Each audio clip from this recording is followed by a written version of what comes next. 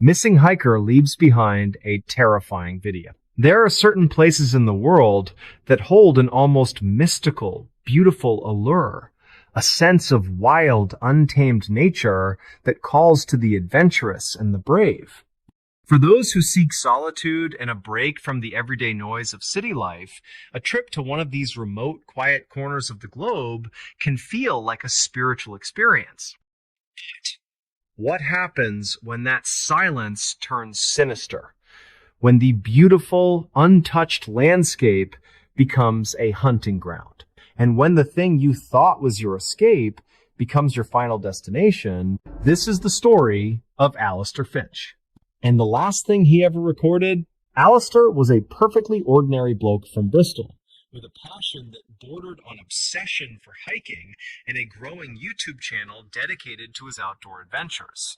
He was no professional survivalist, no daring thrill seeker leaping from cliff tops. He was just a regular guy who found his peace on the trails of Britain. The Brecon Beacons in Wales, with their sweeping vistas and rugged, challenging paths, were his favorite. He'd hiked them dozens of times, knew the winding routes like the back of his hand, or so he thought. It was a cold, wet Thursday morning in late autumn when Alistair set out. The mist clung to the hills like a shroud, and a fine drizzle misted the air, making the already slippery rocks slick and treacherous. It wasn't a day for a casual stroll, but Alistair was well-equipped and experienced. He had his waterproofs, a rucksack packed with supplies, a fully charged mobile phone with a downloaded map, and, of course, his trusty handheld camera.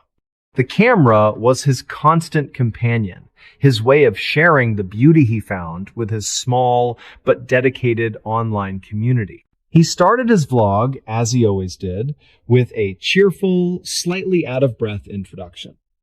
All right, everyone. It's Alistair. Bit of a grim day out here in the Beacons, I won't lie. But you can't beat the atmosphere, can you? I just look at this. Properly moody, just me and the sheep up here. He panned the camera around, showing the misty gray landscape, the heather and gorse a deep, muted purple against the dark rock. He seemed completely at ease, in his element. For the first few hours, the footage was what you'd expect. Alistair clambering over rocks, stopping to admire a small waterfall, talking about the history of the area. He was doing what he loved. But then, the atmosphere of the video began to shift. It was subtle at first. He'd stop talking for a moment, his head tilting slightly as if listening. He'd glance into the distance, his brow furrowed. "Did you hear that?" he'd mutter, his voice barely a whisper. Sounded like a whistle. He's right just a bit strange, is all. No one else around here for miles. He'd shake his head and laugh it off, blaming it on the wind or his own imagination. But the cheerful mood was gone, replaced by a cautious, watchful silence. The camera would remain focused on his face for long moments as he just listened. He came to a spot he didn't recognize. It was an old, dilapidated stone wall, half buried in the earth, leading off the main path, a path he was sure he'd been on before. He pulled out his phone, checking his GPS. "That's odd," he said to the camera. "GPS says, I'm still on the path. But this doesn't look right. Maybe the map needs to resync." He took a deep breath and, with a shrug of his shoulders, decided to follow the faint trail alongside the wall, just to see where it went. And that was when things took a turn for the horrifying. The footage from this point forward was frantic, jumpy, and filled with a growing sense of dread. The camera was shaking, Alistair's breathing ragged and heavy. He was running now, stumbling through the mud and thick undergrowth, no longer even attempting to narrate. The only sound was the thud of his boots and the frantic rustling of his coat. His face, when it came into view, was a mask of sheer terror. His eyes were wide, wild. darting back and forth like he was being hunted. He would occasionally turn the camera behind him, but all you could see was the dense mist and the gray looming shapes of the hills. But he was running from something. You could feel it in the way his entire body was geared for flight. He'd occasionally hold the camera to his face, his words tumbling out in a panic jumble. "It's been following me for ages. I can't shake it. It's not human. No, not human. It mimics voices. I heard my mom's voice telling me to turn back. Then a baby's cry. Then that laugh. Oh God, that laugh." His voice was choked with sobs, a man at the end of his wits, being pushed beyond the brink of sanity. The horror wasn't in what you could see, but in what you could hear. What he was describing. He wasn't running from a person. He was running from a tormentor that knew how to play on his deepest fears. The footage got worse. Much worse. He was out of breath now, his body giving up on him. He collapsed behind a large, moss-covered boulder, the camera pointing straight up into the gray sky. All you could hear was his heavy, shuddering breaths, and then a sound. A horrifying, wet, guttural whisper from just out of frame, just a few feet away. It wasn't a word, more of a wet, ragged sigh. A long, slow intake of breath, as if some great, monstrous thing was right there, just on the other side of that boulder, watching him. Then there was a high-pitched, inhuman shriek that ripped through the quiet of the hills. Alistair let out a single gut-wrenching scream, a scream of pure, unadulterated terror, a sound that would haunt anyone who ever heard it. And the camera tumbled, landing in a patch of thick mud. The last few seconds of footage showing nothing but the murky brown earth. That's where the police found the camera. Almost a week later, half buried in the soil, its lens smeared with mud and rainwater. They searched for months, combed the hills, but they never found Alistair's body. They never found a trace of him. Not a shred of his coat, not a single boot. It was as if he had simply vanished into thin air. The police analyzed the footage over and over again. They ran it through every piece of software they had, looking for any sign, any flicker of movement in the background, anything that could explain what had happened to him, but there was nothing. The video showed Alistair and nothing else. Just him, alone in the wilderness, being chased by something they couldn't see, something that only existed in the audio. They listened to the terrifying whisper, the wet, ragged sigh, but they couldn't identify the source. They couldn't explain the laugh he spoke of, or the mimicry of voices. They could only hear his panicked description. The video was a final, horrifying testament to his final moments, but it provided no answers, only a chilling, profound sense of dread. Alistair Finch's family, his friends, they were left with nothing but that horrifying footage, that final, desperate message from the wild. They were left to wonder, to agonize over what could have possibly been out there in the hills of the Brecon Beacons. Something so terrifying it could make a perfectly ordinary man simply disappear, leaving behind nothing but his fear and the sound of a truly inhuman whisper. An entire family terrorized by unseen stalker. This is a real-life account straight from the vast and sometimes terrifying landscapes of Canada. And it all begins with a perfectly ordinary family living a perfectly ordinary life until they weren't. This was the Miller family. There was Robert, the patriarch, a hardworking man, steady and reliable, a pillar of his small community. His wife Rieska was the warmth and light of their home, always humming a gentle tune as she went about her day. And then their two children, a bright, inquisitive young boy named Thomas, who loved building elaborate Lego castles, and his older sister Chloe, a budding artist, whose room was a colorful explosion of canvases and paint. They were, by all accounts, a perfectly normal, loving family. Happy. Content. But happiness, as we all know, can be a fragile thing.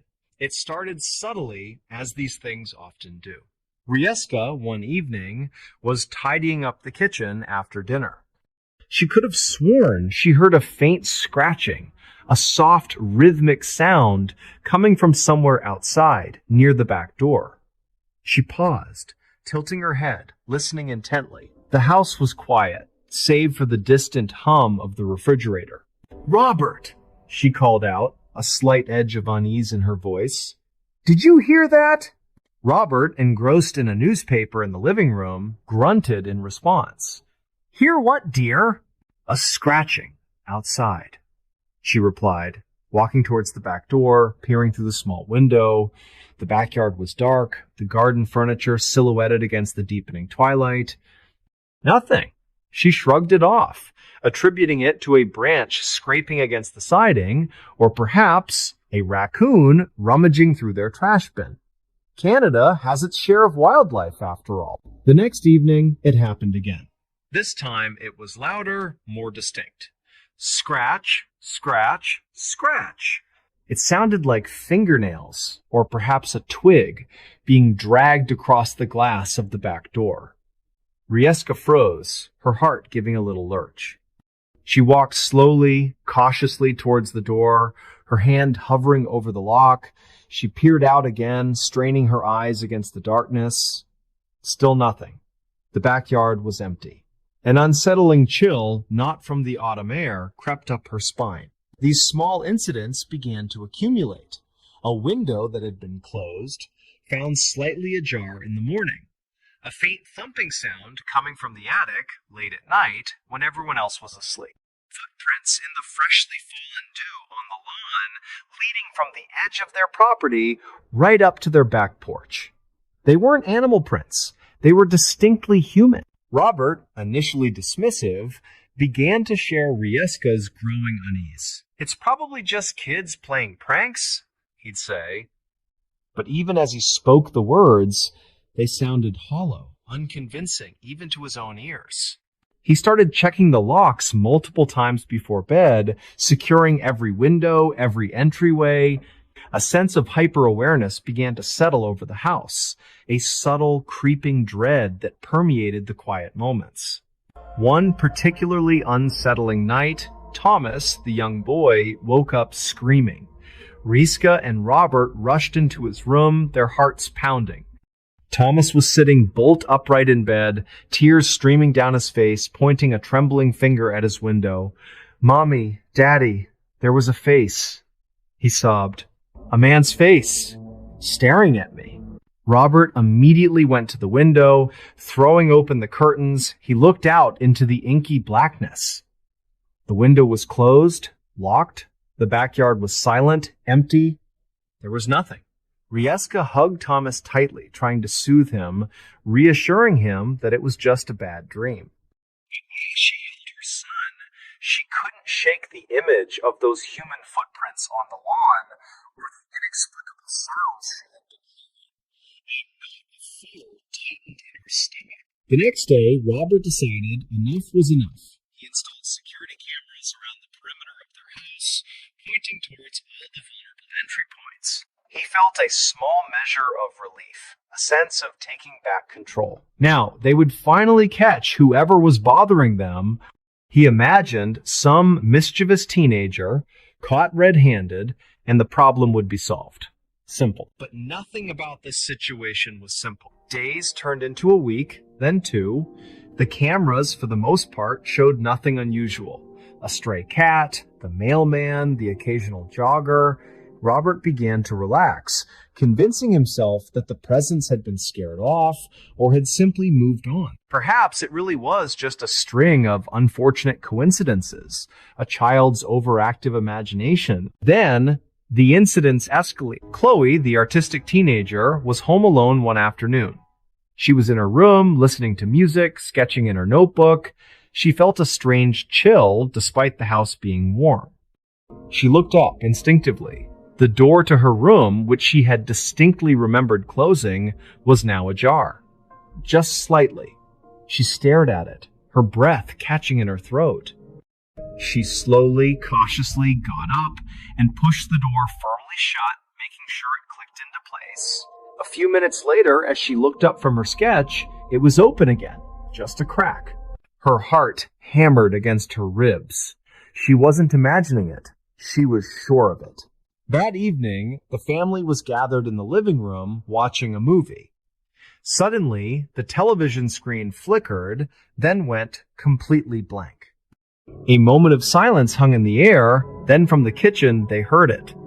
The distinct sound of their pantry door slowly creaking open, then shut. Creak! Thud! Robert sprang to his feet, grabbing the heaviest umbrella he could find. "Stay here," he ordered Rieska, his voice tight with a mixture of fear and determination. He moved cautiously towards the kitchen, his senses on high alert. The kitchen was dark. He flicked on the light. Nothing. The pantry door was closed. He peered inside. All the jars, cans, and boxes were in their usual places. Everything seemed normal. But it wasn't normal. The sheer audacity of it, the feeling of being watched, of having someone or something not only observing them, but actively entering their home, was terrifying. The cameras, for all their supposed protection, offered no answers. Robert would spend hours reviewing the footage, frame by frame. Nothing. No shadows, no figures, no unexplained movements. It was as if this unseen tormentor knew exactly where the blind spots were, or, more horrifyingly, had a way of circumventing the technology entirely. The family started experiencing small, unnerving disturbances that chipped away at their sense of security. Objects would move, a book from the bookshelf would be found on the floor, a remote control placed carefully on the coffee table would mysteriously appear on a kitchen counter. The distinct smell of cigar smoke clinging to the curtains in the living room, despite no one in the family smoking. It was a constant, subtle reminder that they were not alone, that someone was always there. The stress began to take its toll. Rieska became withdrawn, constantly on edge, jumping at every unexpected sound. Robert, usually so calm, was irritable and sleepless, his eyes constantly scanning the shadows outside. Thomas had trouble sleeping alone, often crawling into his parents' bed, trembling.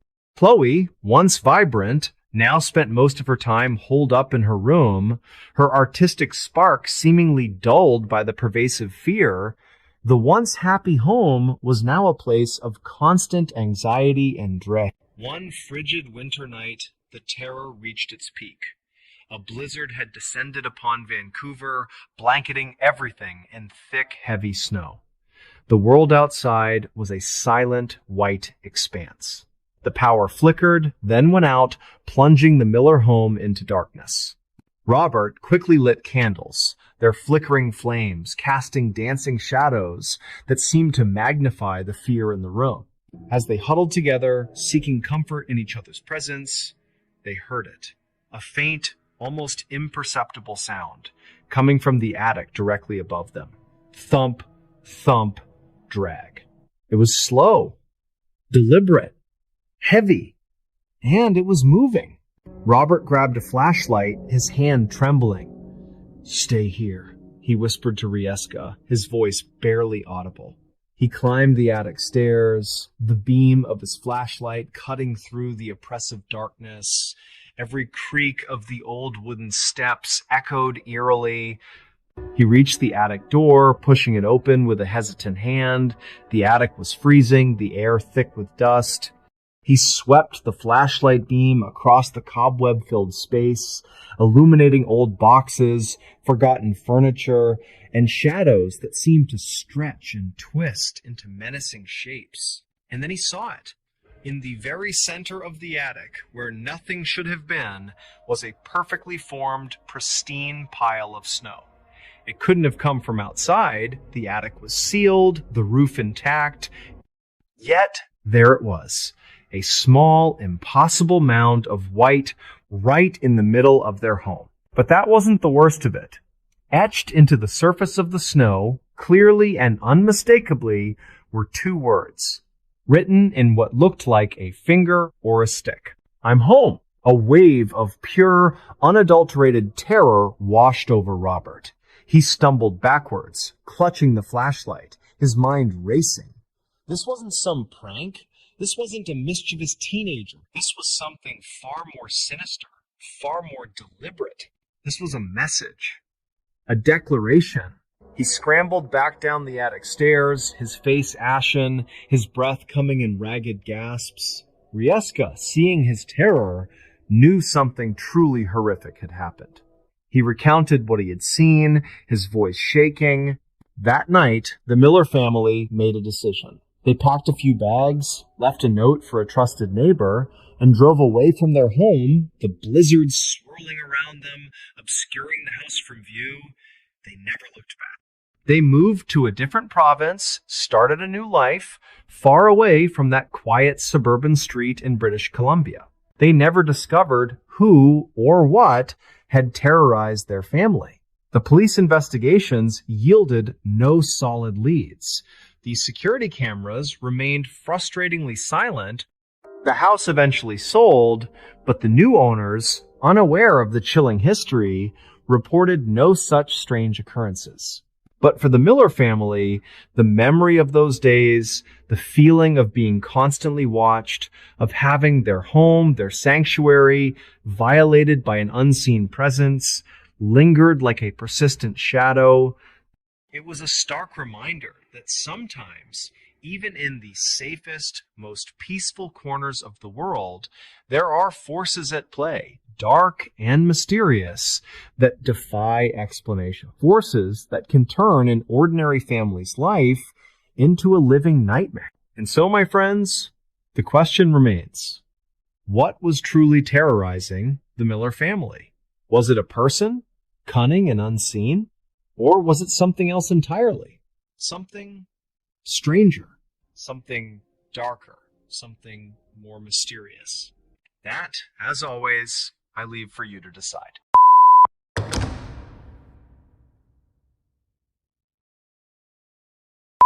The entire murder trial jury died mysteriously. Imagine this. You're sitting in a dimly lit courtroom in the heart of Manchester, England. The kind of place where the wooden benches creak under the weight of history, and the air hangs heavy with the scent of old books and polished oak. Outside, a relentless rain patters against the tall arched windows, blurring the world beyond into a gray haze. It's late afternoon, the sky already darkening, as if night is eager to swallow the day. The judge, with his stern face and flowing robes, bangs the gavel once, twice, sending echoes through the room. The trial is over. The verdict? Guilty. But what if I told you that this wasn't the end of the story? No. This was just the beginning of something far more sinister. Something that would claim the lives of every single person who dared to decide a man's fate. Let me take you back a bit.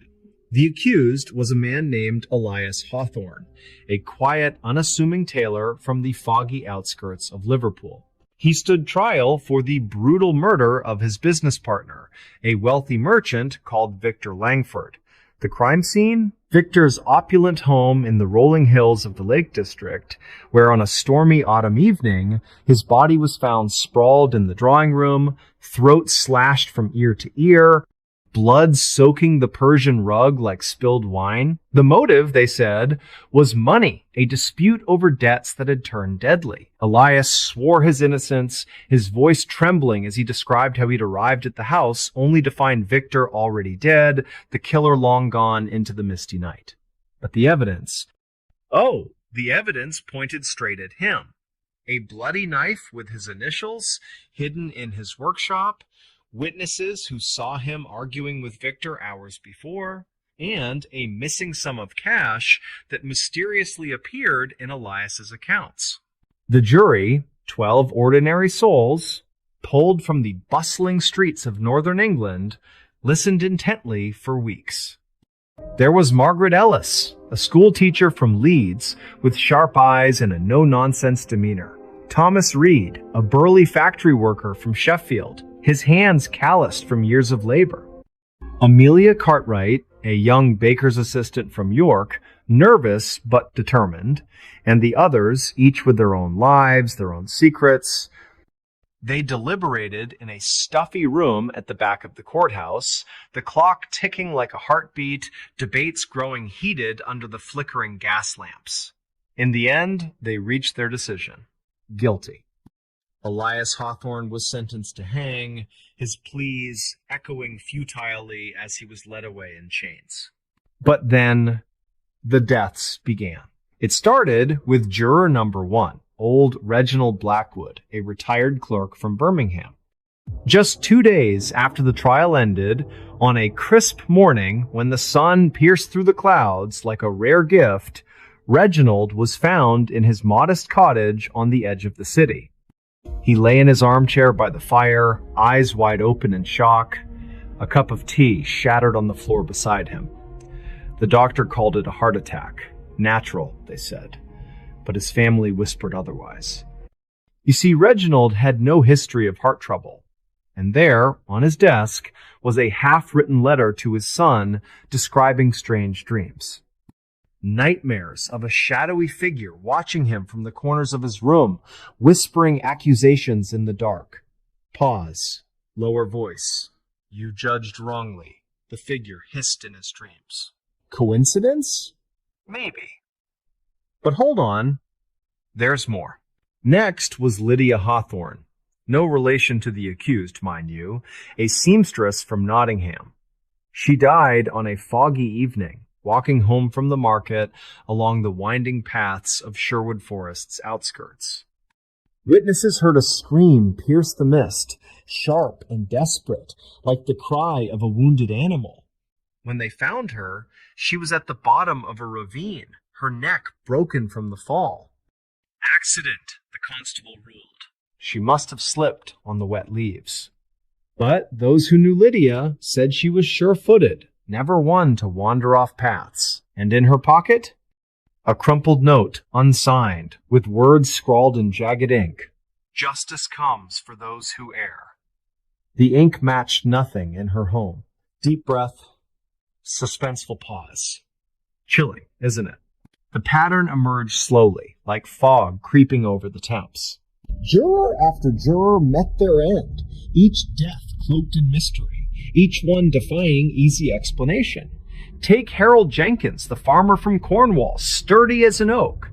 He was discovered in his barn one moonless night, hanged from the rafters with his own rope.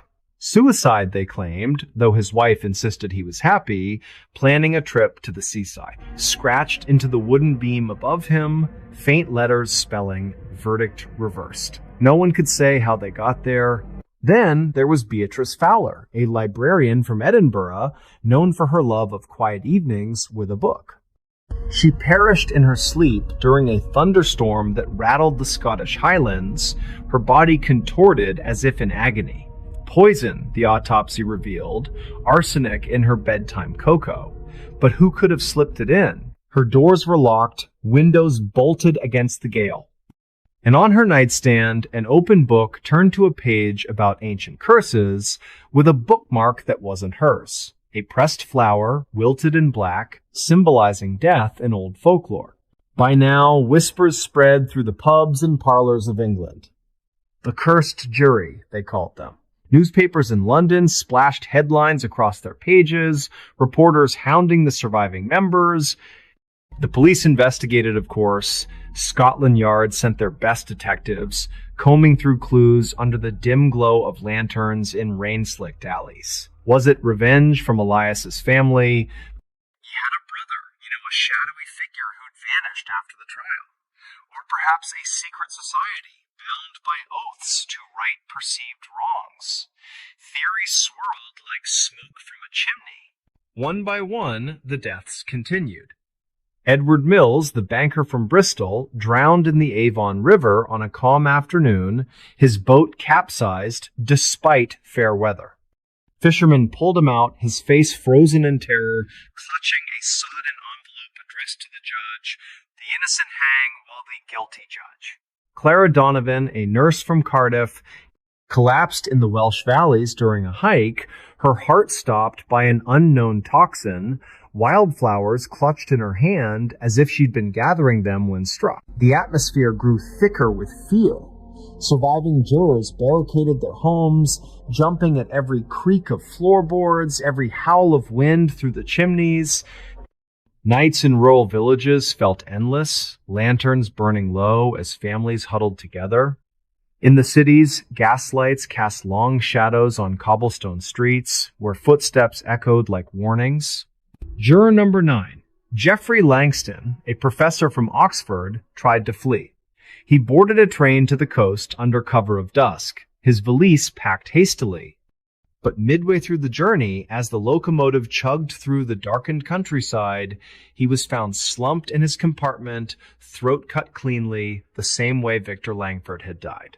The train doors were locked from inside, no one had entered or left, scrawled on the window in condensation, all must pay. Panic gripped the nation. The remaining jurors, now down to 3, were placed under protection in a fortified manor in the Cotswolds, guards patrolling the manicured grounds under starry skies. But even there, death found its way. Isabella Grant, a widow from Glasgow, vanished during a sleepless night. Her room was empty come morning, bed neatly made, a single candle guttered out. Search parties scoured the misty moors, hounds baying into the wind. They found her days later at the bottom of an ancient well, her body broken, a locket around her neck engraved with the trial's date. But wait, she never wore lockets. Only 2 left. Robert Clark, the foreman, a stoic engineer from Newcastle, and young Oliver Trent, a clerk from Bath. They shared whispered conversations in the manor's grand hall, flames crackling in the fireplace, casting eerie dances on the walls. "It's him," Robert murmured one evening, as thunder rumbled distant. "Elias, or his ghost." Oliver shook his head, but doubt flickered in his eyes. Robert died next. On a blustery dawn, he was in the garden, pacing the dew-kissed paths, when a branch from an old oak, sturdy for centuries, snapped without warning, crushing him beneath its weight. No wind stirred the leaves that morning. Carved into the bark, judgment rendered. Oliver, the last, barricaded himself in the attic, parchments of notes scattered around him, desperate attempts to unravel the mystery. He wrote letters to anyone who might listen, his quill scratching frantically by candlelight. But on a quiet afternoon, as birds sang outside, guards broke down the door after hours of silence. Oliver lay on the floor, eyes staring at the rafters, no mark on his body. The doctor? Undetermined cause. Natural, perhaps. But in his clenched fist, a jury summons, identical to the one from the trial, stained with what looked like old blood. And Elias Hawthorne? He swung from the gallows weeks before the last death. His final words a curse muttered under his breath. "The truth will claim you all." Was it poison from a hidden ally? A supernatural force born of injustice? Or something darker? A web of coincidences woven by fate itself. To this day, in the quiet corners of English lore, they speak of the Manchester jury curse, Walk the streets of those northern towns on a rainy night, and you might feel eyes watching from the shadows. This park ranger took a bizarre photo from his watchtower. It was his last day on the job. There are certain jobs that attract a specific type of person. Jobs that require solitude, a deep respect for nature, and a comfort with being truly, utterly alone. Being a fire lookout is one of those jobs. These men and women spend their days perched high above the world in towers of steel and glass, watching over millions of acres of silent, ancient wilderness. They are the guardians against destruction, the first line of defense against a stray bolt of lightning or a careless campfire. But in watching the forest, sometimes the forest watches back. The silence of the woods is not always empty. It can hold secrets. This story is about a man who, after a long and distinguished career watching his forest, saw a secret he was never meant to see on the very last day he ever wore his uniform. This story begins on a perfectly clear, crisp autumn morning high in the mountains of the Pacific Northwest. The story is about a man named Frank. For 30 years, Frank had been a park ranger with the U.S. Forest Service, and for the last 15 of those years, he had been the dedicated fire lookout for the Kestrel Peak Lookout Tower. It was a remote post in the sprawling Okanogan-Wenatchee National Forest in Washington state. The tower itself was a small cabin perched on steel stilts, a tiny island in a sea of green treetops, with a view that could steal your breath away. Frank knew every ridge, every valley, and every shadow in his designated sector. He had seen countless sunrises paint the mountains in hues of orange and pink, and he had weathered storms that made the entire tower groan. He loved this place. But this day was different. It was his last day before retirement. At 65 years old, Frank was ready. His knees ached a little more each year on the hike up to the tower, and he was looking forward to a quiet life with his wife Eleanor in their small home just outside the park. This final shift was more of a handover. A younger ranger, a keen but inexperienced man named Ben, was taking over the post. Ben was down at the ranger station, and they were spending the day communicating over the radio, going over final checks and procedures. It was a day of bittersweet laughs for Frank. The last time he would brew coffee in his old percolator, the last time he would clean the tower windows, the last time he would watch the sun track across this vast, wild kingdom. Around 2 o'clock in the afternoon, Frank was sitting in his chair, making a log entry. The air was still, the sky was a brilliant, cloudless blue, and the visibility was perfect. He could see for nearly 100 miles in every direction. It was a quiet day. He had just finished a radio check with Ben. "Everything is green up here, Ben," Frank had said, his voice warm. "Weather's holding. Couldn't ask for a better final day." "Copy that, Frank," Ben's voice crackled back. "Enjoy the view. We've got a small cake and some very bad coffee waiting for you down here when you're done. Over." Frank chuckled. "Something to look forward to. Kestrel Peak, clear for now. Over." He put the radio down and picked up his binoculars, a habit ingrained over decades. He began his methodical sweep of the horizon. The endless expanse of pine and fir trees stretched out below him. He scanned the familiar landmarks, Widow's Ridge, the dark patch of the old growth grove, the silver thread of the Cascade River. Everything was exactly as it should be. He was about to put the binoculars down when something changed. It was not a sight or a sound at first, but a feeling. A sudden, profound silence fell over the forest. The gentle breeze ceased. The distant chatter of birds went quiet. It was as if the entire forest was holding its breath. Frank felt the hair on his arms stand up. In all his years, he had only experienced a silence like this a handful of times, usually right before a massive storm or when a large predator was near. It was a silence that felt expectant. He raised the binoculars again, his movements now more focused. He scanned the tree line, searching for any sign of what might have caused the sudden quiet. That's when he saw it. A flicker of movement, far away, at the base of Widow's Ridge. It was so quick, he almost dismissed it as a trick of the light. He focused the binoculars on the spot. It was a dense section of forest, shadowed by the ridge. He couldn't get a clear look. Whatever it was dark, and its movement was unnatural. It was not the gait of a deer or a bear, nor the stride of a hiker. Its movement was jerky. He watched for a full minute, but it was gone. The forest remained deathly still. A knot of unease tightened in his stomach. Hikers were not supposed to be in that area. It was off-trail and dangerous territory. He reached for his radio. Ranger station. This is Kestrel Peak. Over. Go for Ranger Station. Everything okay, Frank? Over. Yeah, Ben, I think so, Frank said slowly, never taking his eyes off the ridge. I had a visual on some movement over by Widow's Ridge. We don't have any hikers with permits for that sector, do we? Over. There was a pause. Negative, Kestrel Peak, Ben replied. That whole area is restricted for the season due to bear activity. Are you sure you saw something?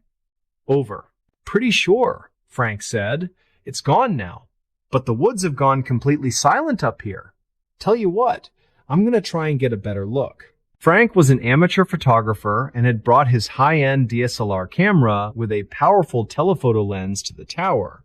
He figured the lens was more powerful than his binocular. He aimed it towards Widow's Ridge and zoomed in. Through the viewfinder, the distant trees jumped forward into a clear, sharp image. He panned slowly across the area where he'd seen the movement. Then he saw it again. It was standing in the deep shadow between two massive Douglas fir trees.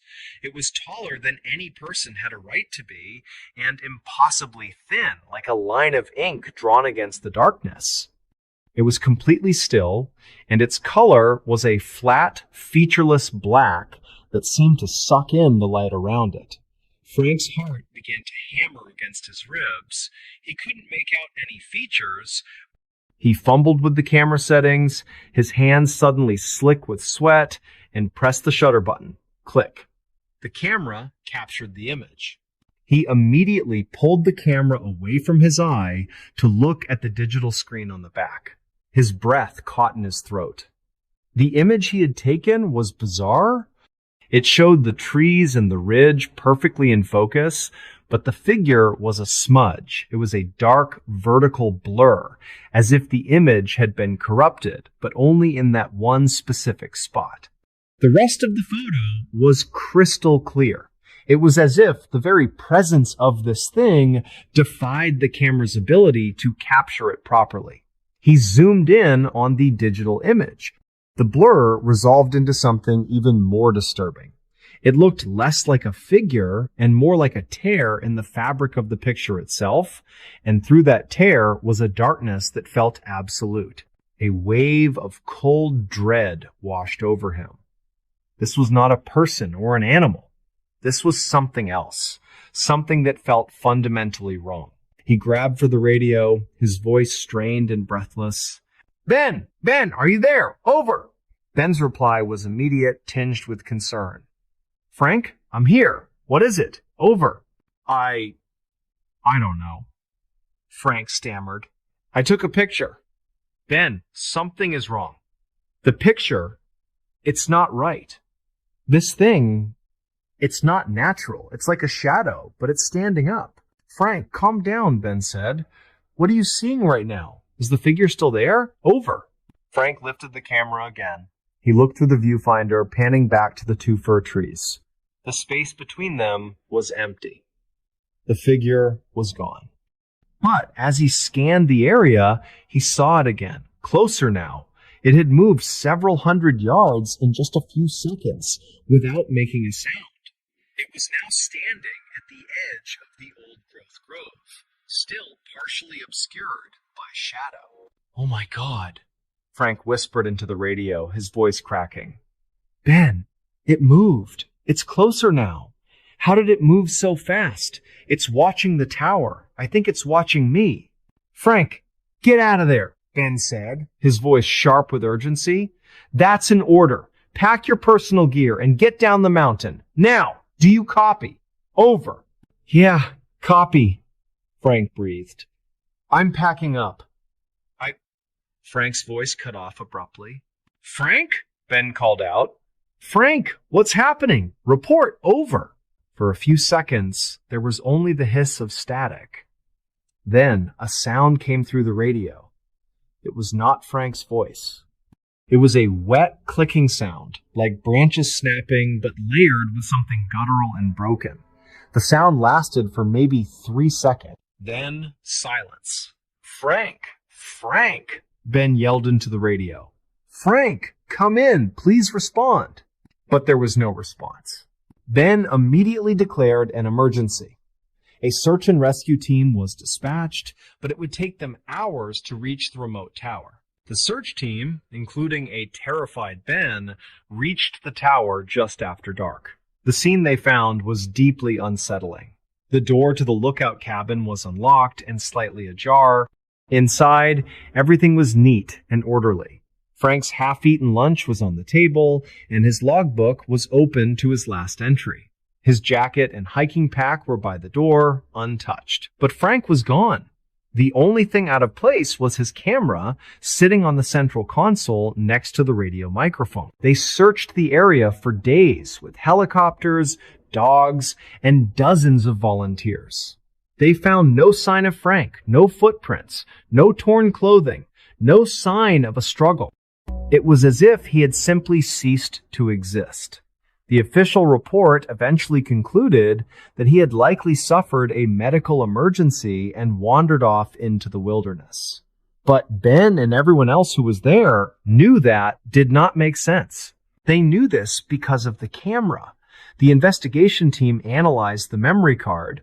On it, they found dozens of beautiful photos of the landscape. Then they found the last picture he ever took.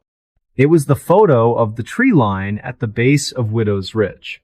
Just as Frank had described, the picture was bizarre.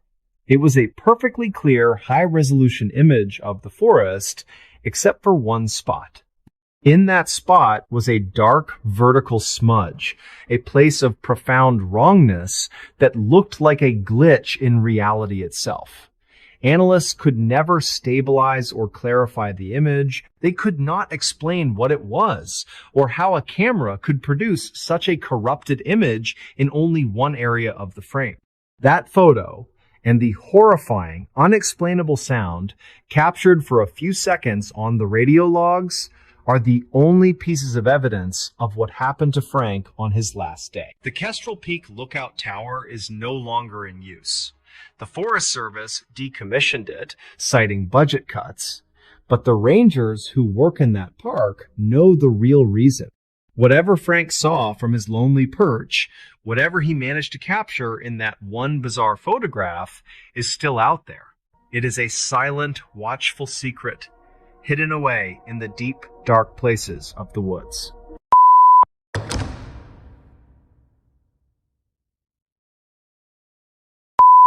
Listen closely to the wind, and perhaps you'll hear whispers. Long pause. Whispering. Guilty or not? That's the story. Strange, dark, and mysterious. The kind that makes you question every verdict, every shadow. Body found inside of a sealed room. It was a cold, gray morning in the heart of rural Devon, England. The kind of morning where the mist hangs heavy in the air and the old stone cottages seem to disappear into the landscape.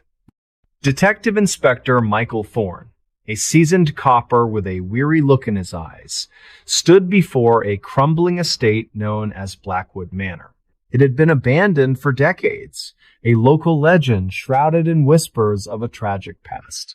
A few days earlier, a team of property developers had started to clear the grounds, aiming to turn the derelict manor into a luxury hotel.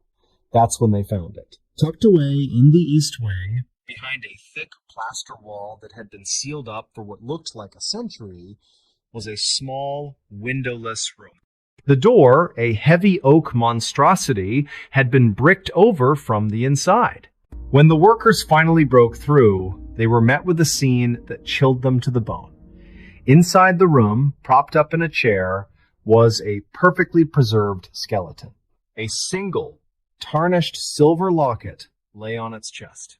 The room was strangely pristine, completely devoid of dust, as if time had simply forgotten it. Thorne, along with his partner, Constable Emily Carter, arrived on the scene. The air in the sealed room was heavy and still, carrying a strange, sweet scent like dried flowers. Emily, a young officer with an eager mind, took detailed notes as Thorne surveyed the scene.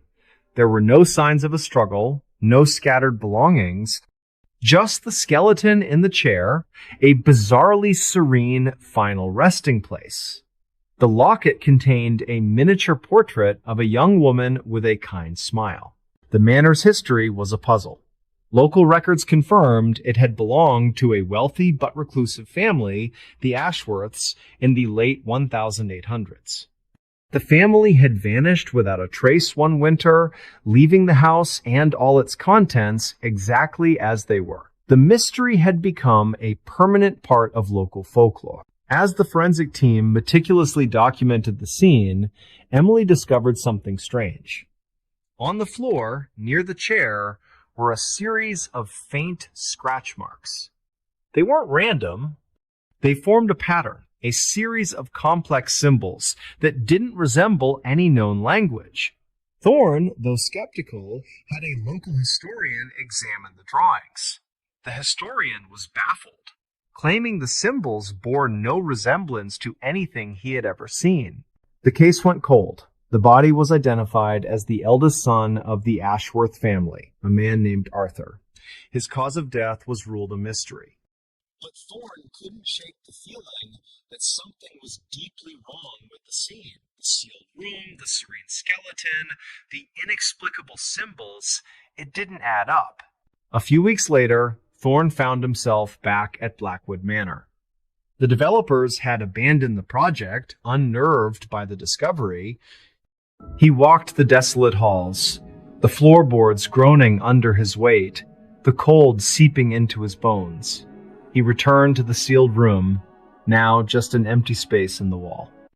The scratch marks were gone, plastered over by the builders, but as he stood there, a faint, metallic clinking sound echoed from the far corner of the room. He followed the sound, his flashlight beam dancing over the walls. He found it, a hidden compartment in the stone barely bigger than his hand. Inside, wrapped in an oily cloth, was a small, ornate key. It was the same design as the locket found on the body. A key to what? The only other thing he found in the compartment was a small, leather-bound journal. The pages were yellowed and brittle, filled with frantic, looping handwriting. It was Arthur's diary. The journal described a secret, ritualistic society the family was part of, a society that believed in communing with entities from another dimension. Arthur's final entry was chilling. It described how his family, one by one, had ascended, leaving behind empty husks. He had locked himself in the room, terrified, hoping to escape the same fate.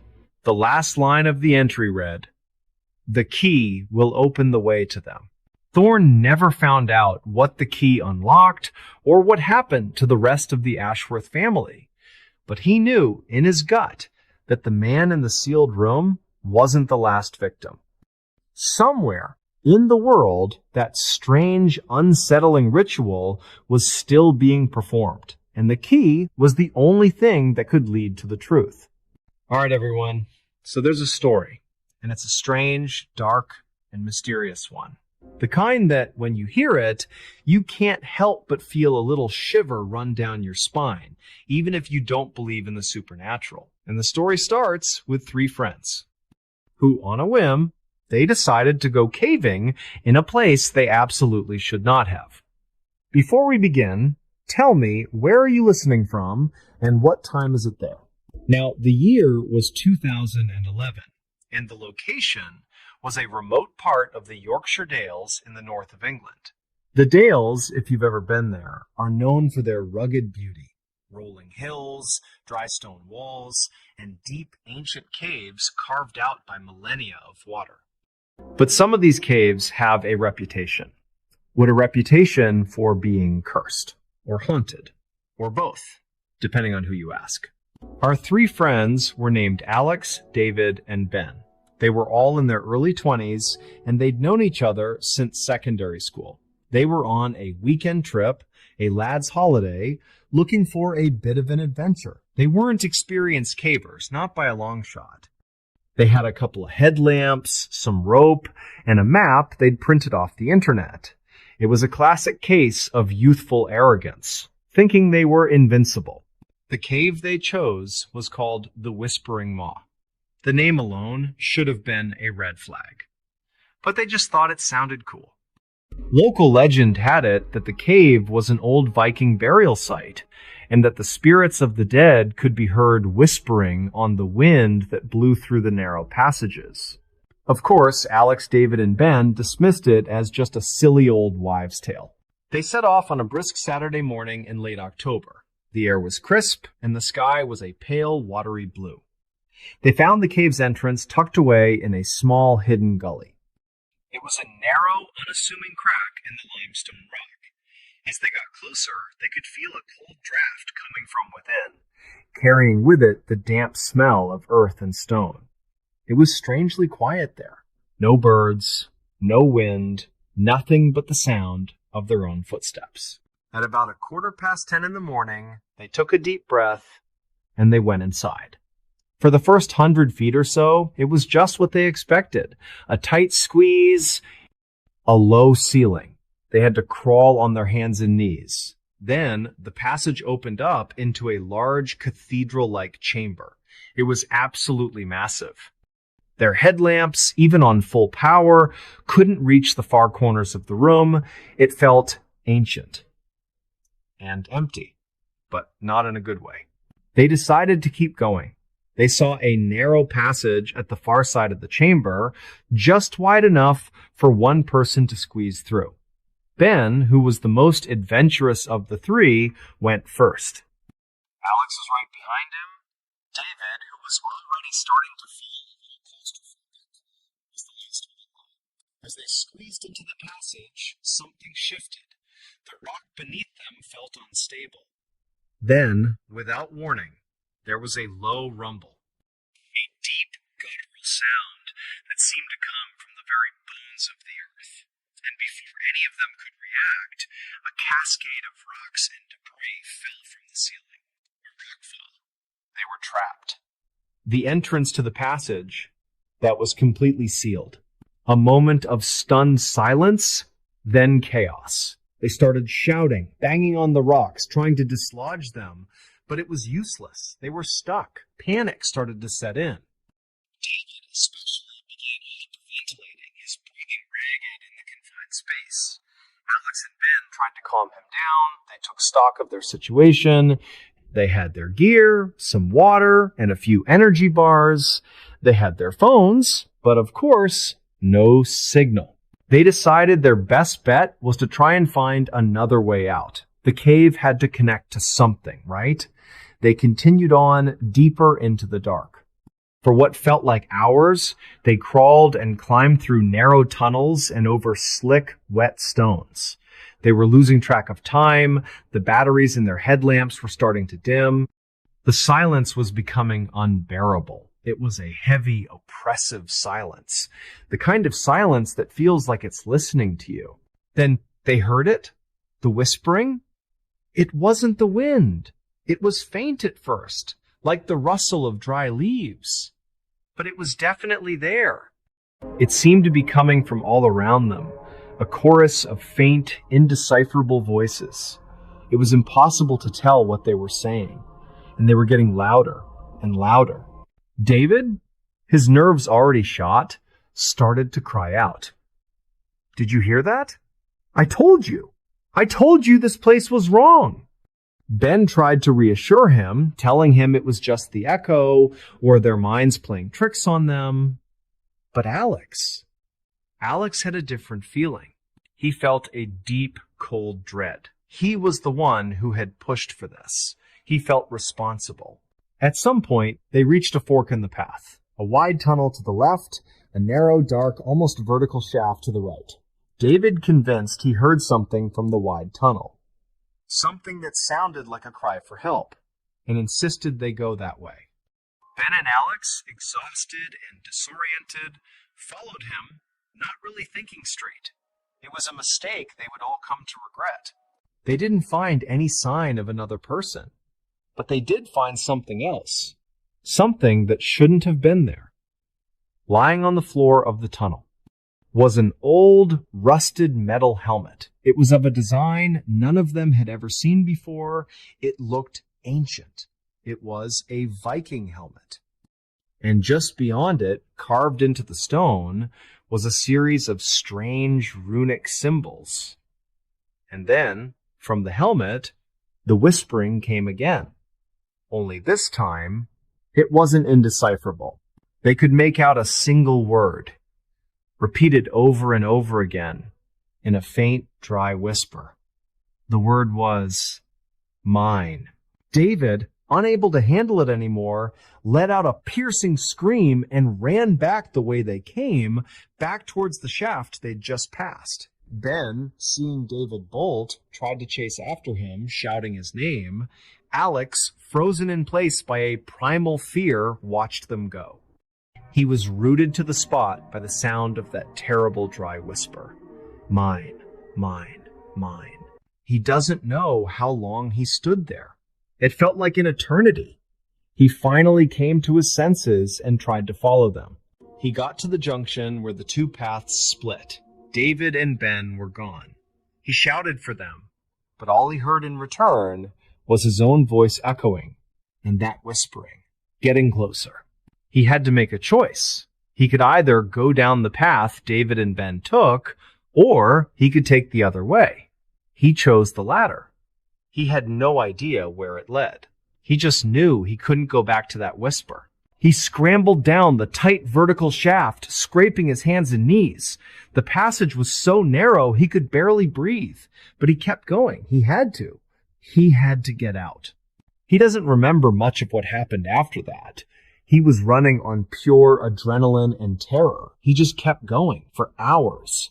And then, suddenly, he saw it. A sliver of light up ahead. He scrambled towards it, his heart pounding in his chest, and he emerged into the open air. The sun was setting. It was a Sunday evening. He had been in the cave for over 30 hours. He was half dead from exhaustion and dehydration. He made his way back to their car, which was still parked by the side of the road. He got in, started it, and drove straight to the nearest police station. He was in a state of complete shock. He told them everything. About David, about Ben, about the whispering, about the Viking helmet.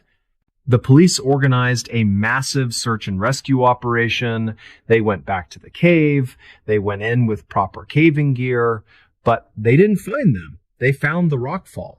They found the junction. They went down the path Alex had taken, and they found the path David and Ben had taken. They went down both. They searched for days, and they found nothing. No sign of David, no sign of Ben, no bodies, no gear, nothing. It was as if the earth had simply swallowed them up. To this day, they are still listed as missing persons. Their case remains unsolved. And Alex, the only survivor, he never goes near a cave or a whisper. He lives with the knowledge that he's the last person to have seen his two best friends alive. He knows what he heard, and he knows that some places are meant to be left alone. Because sometimes, when you go looking for an adventure, a strange, dark, and mysterious one finds you. Family discovers a secret room under house. In the quiet, rolling hills of rural Yorkshire, England, where ancient stone houses stand like silent guardians against the relentless North Sea winds, lived a family named the Harrisons. John Harrison, a sturdy mechanic in his mid-40s with calloused hands from years of fixing engines, had always dreamed of a peaceful life away from the bustling streets of Manchester. His wife, Eleanor, a gentle schoolteacher with a warm smile and a love for old books, shared that dream. Together with their two children, 10-year-old Thomas, a curious boy who collected rocks and insects, and 8-year-old Amelia, who feared the dark but loved bedtime stories, they had saved every penny to buy an old Victorian farmhouse on the outskirts of a small village called Whitby Hollow. It was a crisp autumn evening when they first moved in. The air carried the scent of damp earth and fallen leaves, and a light fog rolled in from the moors, wrapping the house in a misty embrace. The sun had dipped below the horizon, leaving the sky a bruised purple, and the family unloaded boxes under the glow of a single porch light that flickered like it was unsure of its own existence. John wiped sweat from his brow, pausing to look at the house's weathered facade. "This place has character," he said, his voice echoing slightly in the empty yard. Eleanor nodded, though a shiver ran down her spine, not from the cold, but from something unspoken in the air. As night fell deeper, the family settled into the creaky living room. The fireplace crackled softly, casting dancing shadows on the walls adorned with faded wallpaper. Thomas and Amelia played with their toys on the rug, giggling intermittently, while Eleanor prepared a simple dinner of stew and bread. But then a sound interrupted the calm. It was faint at first, a low thump, like something heavy shifting below the floorboards. John cocked his head, listening. "Probably just the house settling," he muttered, though his eyes darted to the floor. Eleanor paused, her spoon hovering mid-stir. The children froze, their laughter dying away. Over the next few days, the sounds grew more insistent. They came mostly at night, when the wind howled through the eaves and rain pattered against the windows like impatient fingers. Thump, thump, sometimes accompanied by a scratching noise as if nails were dragging across wood. John dismissed it as rats or perhaps the old plumbing, but Eleanor couldn't shake the unease. She would lie awake in their upstairs bedroom, staring at the ceiling, her heart pounding in rhythm with the disturbances below. One particularly stormy night, with thunder rumbling like distant artillery, Amelia woke up screaming. "There's something under my bed!" she cried, tears streaming down her face. John rushed in, flashlight in hand, and checked beneath the frame, nothing but dust bunnies. But as he knelt there, he heard it too, a muffled groan from deeper within the house. Determined to put an end to the mystery, John decided to investigate the basement the following morning. The entrance was a narrow door at the back of the kitchen, hidden behind a pantry shelf that they had only just cleared. The air that wafted up when he opened it was musty and cold, laced with the metallic tang of rust. "Stay up here," he told the family, his voice firm but edged with caution. Eleanor watched from the top of the stairs, holding Amelia's hand tightly, while Thomas peered over her shoulder, his eyes wide with excitement. The basement stairs creaked under John's weight, each step descending into thicker darkness. He flicked on his flashlight, the beam cutting through the gloom like a knife. Cobwebs draped from the rafters, and boxes of forgotten belongings from previous owners cluttered the dirt floor. Old furniture loomed in the shadows, a broken rocking chair, a rusted bicycle frame, shelves lined with jars of preserved fruits long turned to mold. The thumping sounds had seemed to originate from here, but now all was silent, save for the drip of water from a leaky pipe. John moved deeper, his boots scuffing against the uneven ground. He swept the light around, noticing irregularities in the walls' patches where the stone seemed newer, as if repairs had been hastily made. Then, in the far corner, behind a stack of crumbling crates, he spotted something odd. A seam in the floor, barely visible under layers of dust. Kneeling down, he brushed it away, revealing the outline of a trapdoor. His breath caught in his throat. It was wooden, reinforced with iron bands, and secured by a heavy padlock that looked ancient, its surface pitted with corrosion. Heart racing, John called up to Eleanor. "You won't believe this! There's a door down here, under the floor!" She descended cautiously, leaving the children upstairs with strict instructions not to follow. Together, they examined the trapdoor. What could it be? Eleanor whispered, her voice trembling slightly. John fetched his tools from the garage, a crowbar and bolt cutters, and after some effort, snapped the lock. The metal gave way with a sharp crack that echoed through the basement. Slowly, they lifted the trapdoor, hinges groaning in protest. A rush of stale air escaped, carrying a foul odor like decay mixed with something chemical, sharp and unnatural. Below was a narrow ladder leading into a small chamber, no more than 10 feet square. John went first, flashlight clenched between his teeth. The space was dimly lit by his beam, revealing walls of rough-hewn stone, damp and glistening with moisture.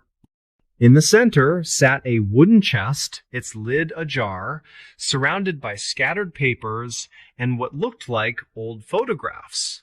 As Eleanor joined him, they approached the chest warily. Inside were bundles of letters, yellowed with age, tied with frayed ribbons. John picked one up, unfolding it carefully. The handwriting was elegant but frantic, detailing stories of a previous owner, a reclusive widow named Margaret Voss, who had lived in the house decades ago. The letter spoke of her husband's disappearance, whispers of foul play in the village, and her growing paranoia about eyes watching from below.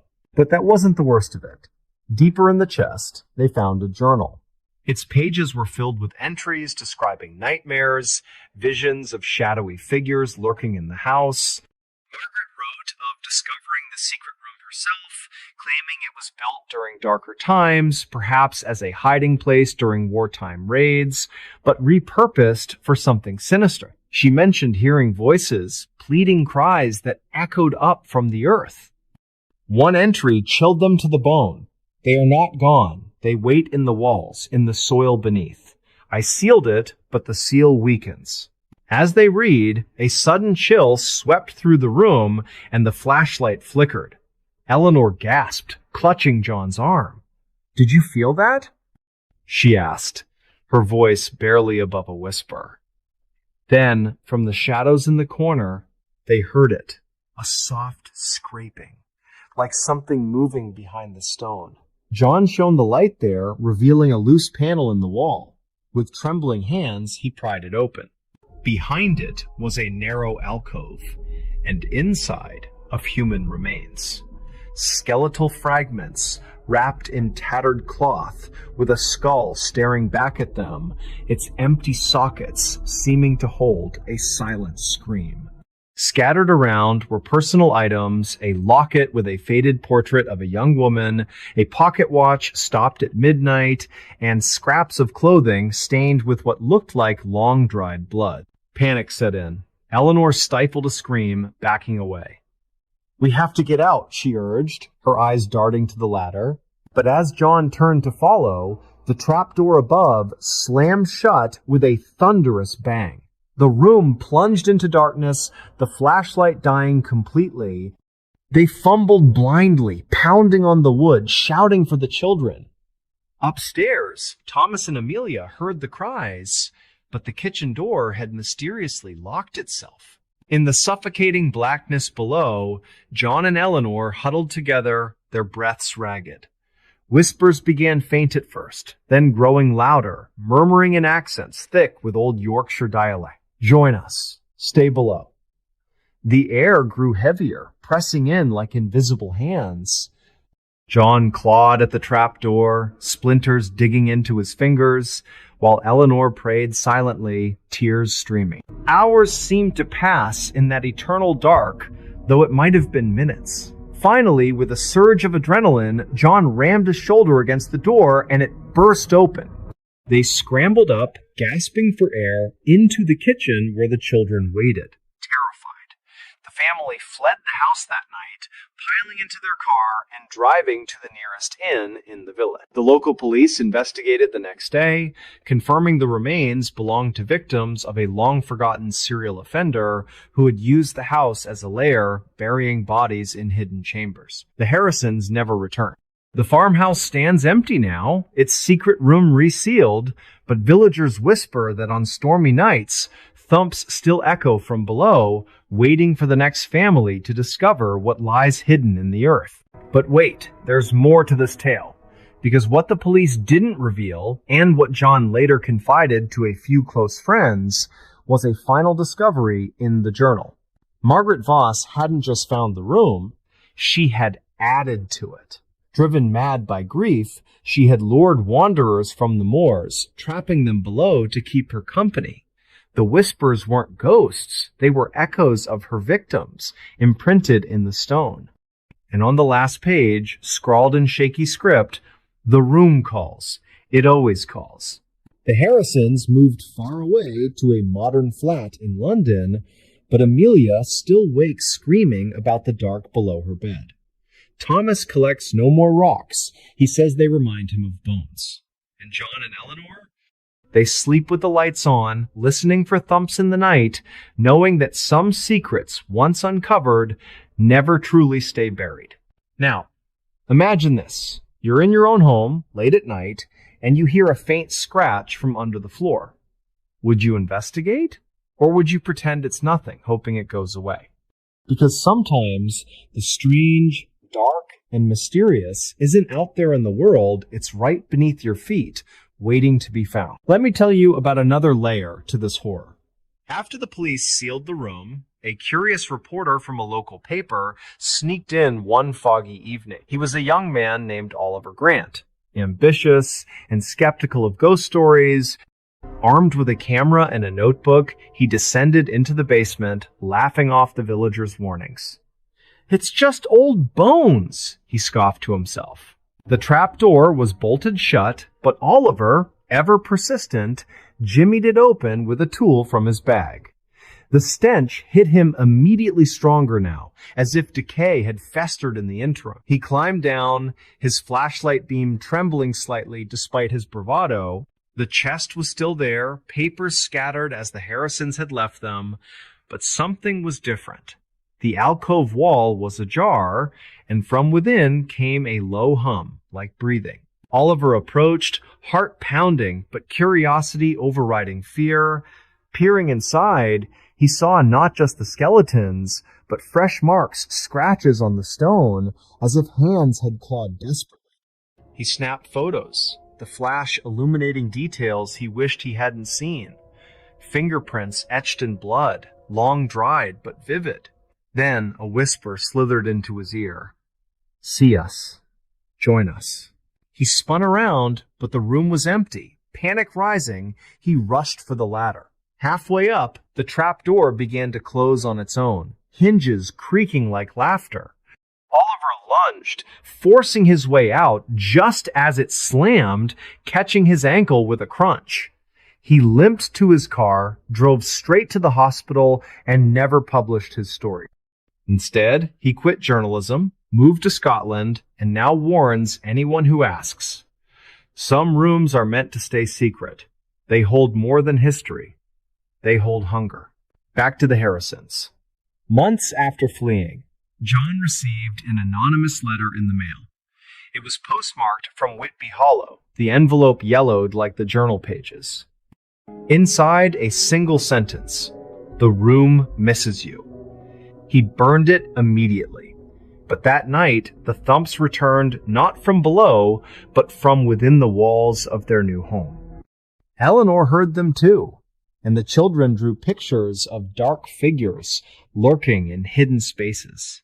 They consulted a priest from a nearby church, Father Edmund, a kindly man with a thick beard and eyes that had seen too much. He visited their flat, sprinkling holy water and reciting prayers. "Evil clings," he said solemnly. "It follows those who disturb it." For a while, the sounds ceased, and the family breathed easier. But on a rainy autumn evening, much like the one they moved in, Amelia found a small door in her closet, a maintenance hatch they hadn't noticed before. Inside was a crawl space, dark and inviting. "Don't go in," Eleanor warned. But Thomas, ever the explorer, shone a light inside. There, etched on the wall, "Welcome home." The family packed up again that very night, vowing never to live in an old building again. They rented a new build apartment on the outskirts of the city, all glass and steel, no basements, no secrets. Yet even there, in the dead of night, when the city hums with distant traffic, John sometimes wakes to a familiar thump. He lies still, pretending it's the neighbors, but deep down, he knows. The room isn't just a place, it's a presence, a void that pulls at the curious, the unwary. And in the quiet hills of Yorkshire, the farmhouse waits, its foundation whispering to the wind, ready for the next souls to uncover what should remain hidden. If you've ever renovated an old house or heard an unexplained noise in your own home, think twice before digging deeper. Because beneath the floorboards, in the forgotten corners of our world, lie stories that are strange, dark, and utterly mysterious. Stories like the Harrisons, where a simple discovery turns a dream home into a nightmare that follows you forever. To add one final twist. Years later, no specific years, but suffice it to say, time passed, a developer bought the property, intending to tear it down for new housing. During demolition, workers uncovered not one, but 3 secret rooms branching off the original. Each held remnants of lives cut short. Diaries, trinkets, bones. The project halted, the site declared cursed by locals. Now it's overgrown with weeds, a forbidden spot where teenagers dare each other to venture at midnight. One such teen, a girl named Clara from the village, went in on a dare. She descended into the ruins, phone light guiding her. In the deepest chamber, she found a mirror, cracked but intact, reflecting not her face, but Margaret Voss's, smiling wickedly. Clara ran, but from then on she heard whispers in her ear, urging her back. She moved away, but the calls persist. So, the moral? Some secrets are buried for a reason. Unearth them, and they unearth you. That brings us to the end of this tale. But remember, the next time you feel a chill in your home or hear a bump in the night, it might not be nothing. It might be something waiting, patient and hungry, in the dark below. Missing Hiker leaves behind a terrifying video. There are certain places in the world that hold an almost mystical, beautiful allure, a sense of wild, untamed nature that calls to the adventurous and the brave. For those who seek solitude and a break from the everyday noise of city life, a trip to one of these remote, quiet corners of the globe can feel like a spiritual experience. But what happens when that silence turns sinister? When the beautiful, untouched landscape becomes a hunting ground? And when the thing you thought was your escape becomes your final destination? This is the story of Alistair Finch. And the last thing he ever recorded, Alistair was a perfectly ordinary bloke from Bristol, with a passion that bordered on obsession for hiking and a growing YouTube channel dedicated to his outdoor adventures. He was no professional survivalist, no daring thrill seeker leaping from cliff tops. He was just a regular guy who found his peace on the trails of Britain. The Brecon Beacons in Wales, with their sweeping vistas and rugged, challenging paths, were his favorite. He'd hiked them dozens of times, knew the winding routes like the back of his hand, or so he thought. It was a cold, wet Thursday morning in late autumn when Alistair set out. The mist clung to the hills like a shroud, and a fine drizzle misted the air, making the already slippery rocks slick and treacherous. It wasn't a day for a casual stroll, but Alistair was well-equipped and experienced. He had his waterproofs, a rucksack packed with supplies, a fully charged mobile phone with a downloaded map, and, of course, his trusty handheld camera. The camera was his constant companion, his way of sharing the beauty he found with his small but dedicated online community. He started his vlog, as he always did, with a cheerful, slightly out-of-breath introduction. All right, everyone. It's Alistair. Bit of a grim day out here in the Beacons, I won't lie.